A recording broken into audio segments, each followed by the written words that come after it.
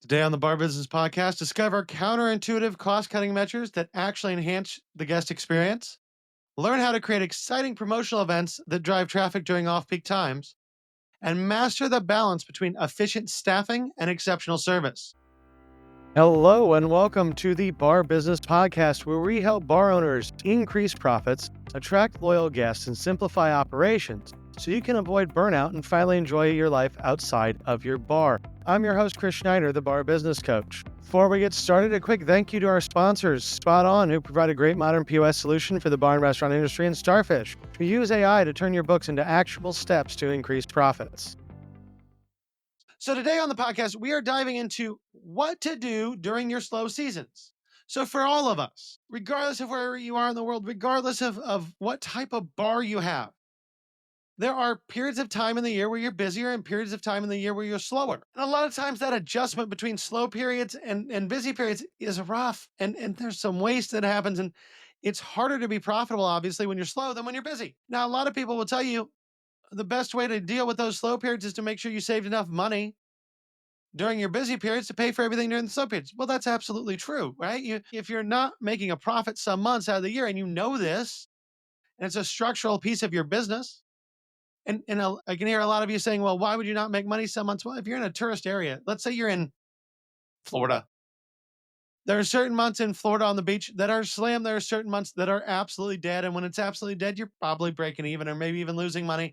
But those months that you're slammed more than make up for it. Or think about a college town. If you have a bar in a college town, you're going to be busy 9 months out of the year. But over summer, you're going to be pretty much dead. It's going to be real slow. You're not going to do much. So you need to know, okay, sometimes I just save money and I use the money from when I'm busy to cover when I'm slow. But wouldn't it be better to figure out how to make money when we're slow too? And then we don't have to burn money. We can just make less money when we're slow. So there are three big things that it comes to managing these slower periods that are really important. You need to manage your costs in a very smart way. You need to have strategic promotions, and you need to work on operational efficiency during these slow periods. So we're going to talk about these and how you can maintain healthy margins and even find opportunities for growth over your busy periods, but year over year growth compared to how slow you were the year before during these traditional slow periods, and push your business forward. So first thing we're going to talk about is smart cost management. Now with smart cost management, our largest costs are always labor and food and beverage costs. We'll talk about labor when we get down to operational efficiency. So really, we're going to talk a lot about food and beverage right here. And the main thing here, the biggest issue, the worst problem you can have as a bar or restaurant when it comes to just wasting money and added expense is having too much inventory and then throwing things out, having waste that you don't need. So it's really important when we talk about slower times of year to understand, hey, I know it's going to be slower in May than it was in April. This happens every year. And so I need to move my PARs back. I need to order less. I need to restrict what I'm purchasing going into May because, well, I don't want to waste things. Now, there are a lot of you listening that I'm sure are thinking, well, I don't want to waste things, but I also never want to 86 items off my menu. And that's an interesting thing. And a lot of us do feel that way. But if you think about let's take a totally different random concept for a second, barbecue, and think about barbecue, because barbecue, there are a lot of barbecue restaurants out there. They're very popular.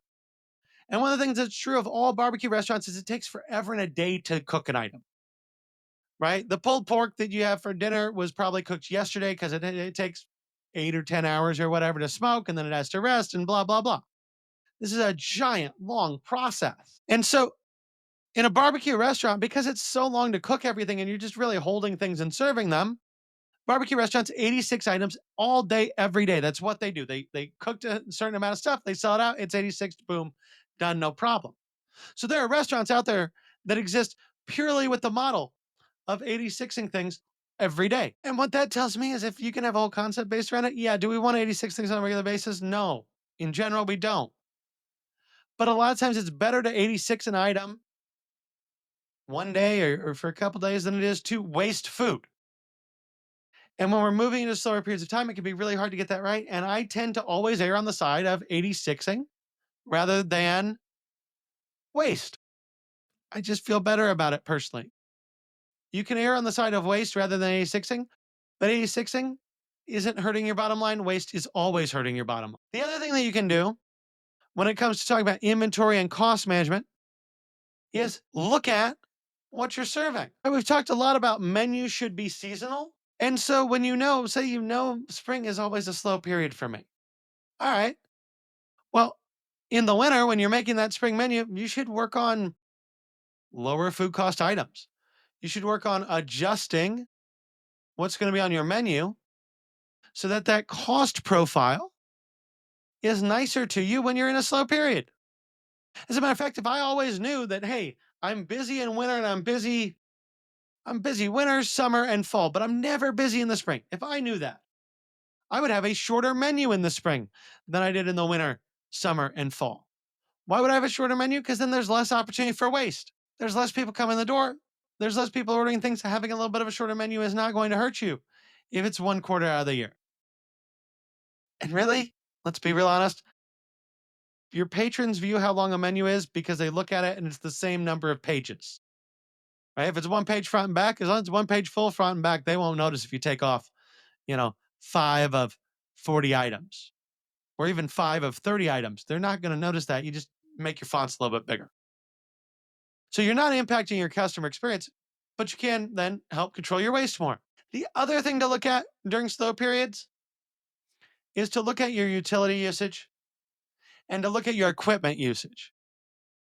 One thing that always makes me laugh and that I always call out people in kitchens on, oh, it's going to be so slow today, man. Then why are all your ovens and all your fryers on? I always turn them on. Well, why? If I know it's going to be super slow, I don't need necessarily 2 fryers. Depending on what I'm frying, I might just be able to get away with one. And if I can get away with one, I shouldn't turn that one off. Let's use less utilities there. Let's not use that gas. If something's not in the oven, right? If I'm going to be lower volume and I know I don't need both ovens, I can do just with one oven. Why am I putting them both on and preheating them? That's wasting gas. So look at places where you can save a little bit of money because you don't need that excess capacity. So once we get our inventory in line, once we get our waste in line, and we've worked on adjusting what we're offering, adjusting how we're using our equipment, and we have that cost management piece in line, what's the next step? Well, the next step is to do strategic promotions. Now, strategic promotions are always going to be different based upon where you are and what season it is that you're slow and everything else. But there are some general things we can talk about here that will give you ideas on how to form a strategic promotion for a slow period for your bar. It's just really hard for me to be specific on the podcast because there's so many places, it's so many different seasons that we could be talking about. What is a slow month in one spot is not a slow month in another spot. So the first thing I would say when we're looking at strategic promotions during slow periods is look at your locals. A lot of times where we see the biggest seasonal swings, these areas are tourist areas. And because they're tourist areas, your locals are the people that are left in that slow period. So what can you do to target your locals? How can you reach out to your locals? How can you become more involved in your community? Those are the questions if that's the situation you're on. Now, there's the other flip side of this, where maybe you're in a major city and every August, the city drains out a little bit and a lot of people go on vacation. A lot of people have, a country house they go to or something, and there's just not the same money floating around the city in August, say, than there is the rest of the year. Well, now look at who's left, because your blue collar folks, your hospitality industry folks, a lot of those folks don't have the money to be seasonally in the city and seasonally out of the city. So what can you do to target those people that are left? How can you reach the people that still exist in your market? Because that's essentially what we're saying in both these situations. Because when the tourists leave, you got to target the locals, the people still left in your market. So that's what you have to figure out. A, you have to identify who that is that's still left. And then we have to build an ICP around it, a customer profile, a guest avatar, whatever you want to call that. And we have to build that guest avatar so we can understand that person and then target them. And when you target them, you now have an exact idea of who we're after. We know they're local. We know they're here during the slow period. So what can we do to bring them into the business? And there are a couple key things here. One is loyalty programs work great during slower periods of time, especially with locals. If you're in a tourist area, those loyalty programs work year round when you target the local. But you can get more innovative than that. One thing that I think is really good to do when we're targeting a local business during a slow time of year is to implement local business partnership programs. Who can you work with in your local community? Because they're slow too. What can you do together to drive business?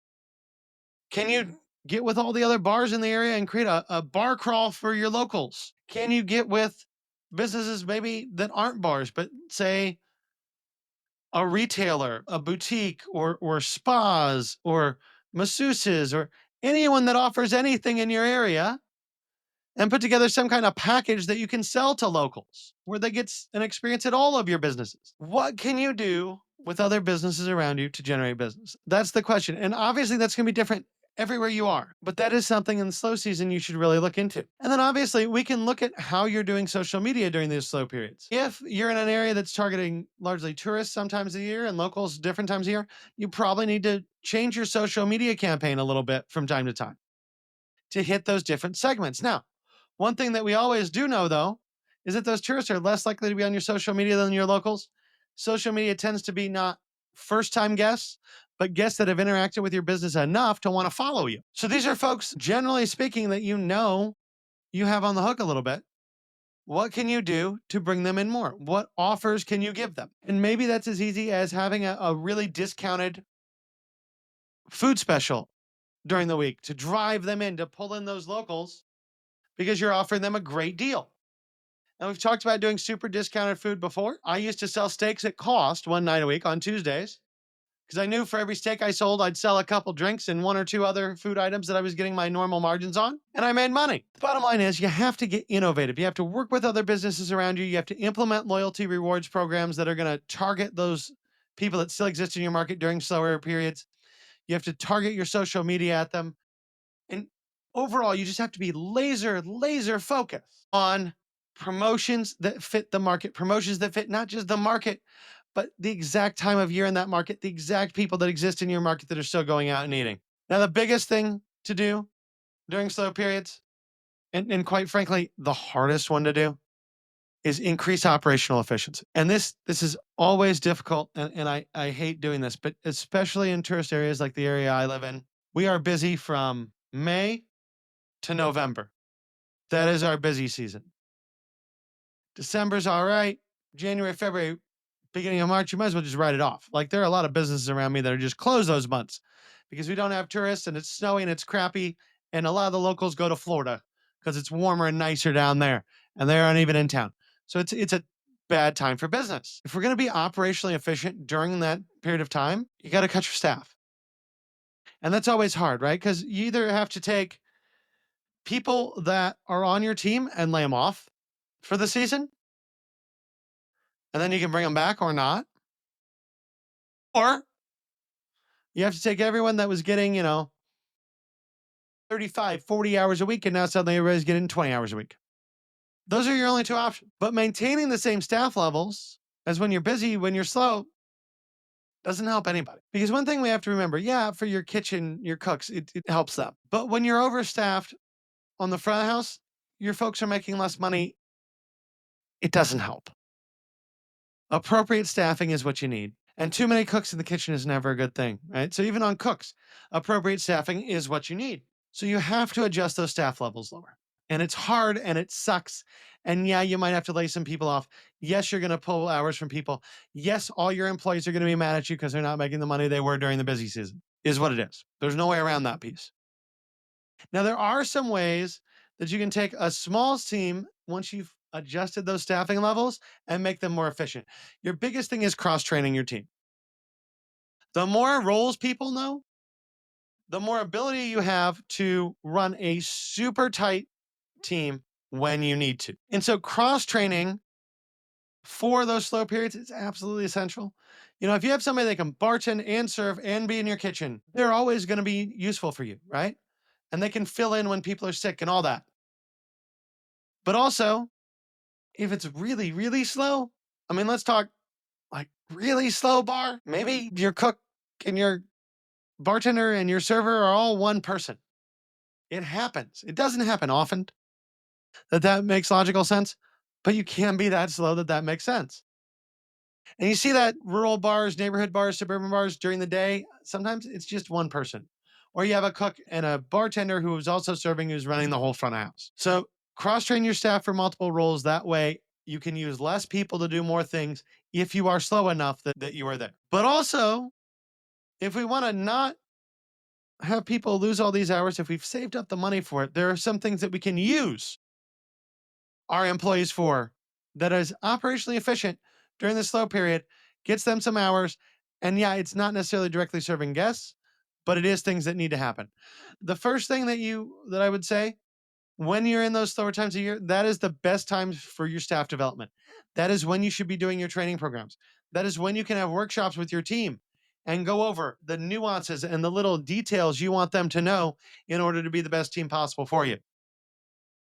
So use that slower period as a time to work on staff development. The other thing that you can do with your team to give them some hours and make sure some money's flowing in, as long as you have the saved up cash to pay for it, is to use slower times for deep cleaning and to bring in your team, not necessarily to wait on tables, but to clean. Now, that means front of house. If your team's normally getting paid $5 an hour and you want them to come in and clean, you better be paying them like your cooks, right? That $5 an hour that they're getting tipped on is not the 15 or 20 or 10, depending on the market, 10 to $20 that you should be paying them to come in and deep clean.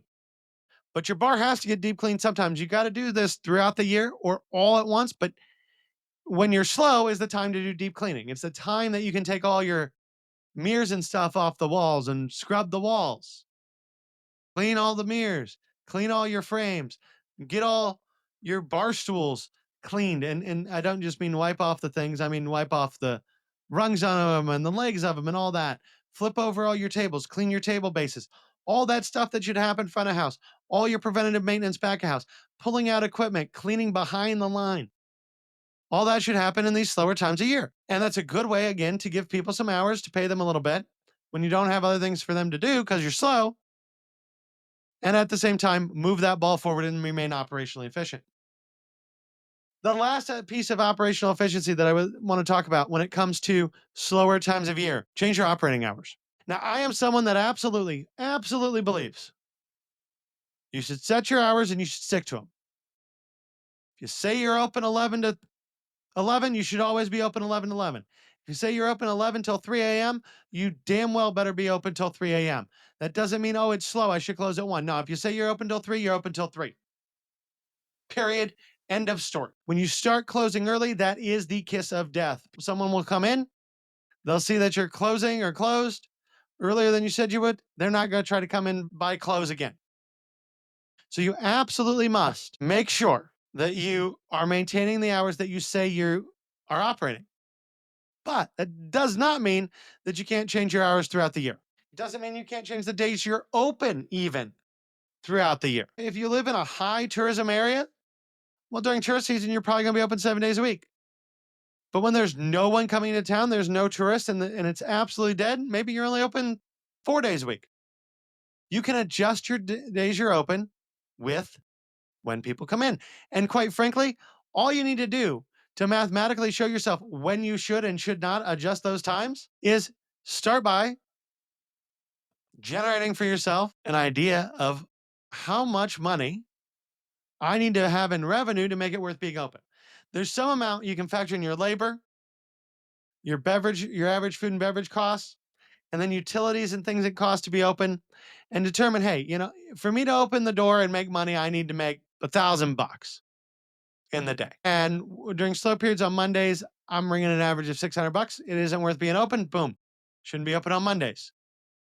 Now, I will say, if you're going to change your hours of operation, you need to post that everywhere, right? You need to make sure all your directories are getting updated. Google and Facebook and Yelp, your website, everything needs to get updated when your hours change. So make sure you're reviewing and optimizing your hours. Make sure you're changing them. But then once you've changed them, stick with them for at least a month or two. We don't want to constantly give people whiplash that our hours are different every week. And make sure you actually follow them. Whatever they are, follow them. Success during slow seasons comes down to smart cost management, strategic promotions, and operational efficiency.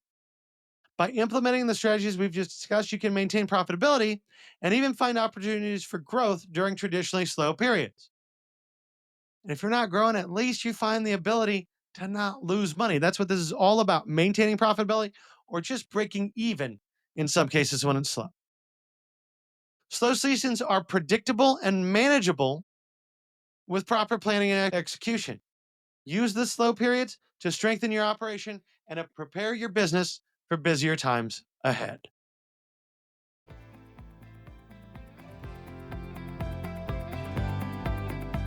That about wraps it up for today. If you enjoyed today's insights, make sure you like, subscribe, and leave a review. If you are ready to take your bar to the next level, schedule a strategy session with me by clicking the link in the show notes below. Until next time, have a great day, and we will talk again later.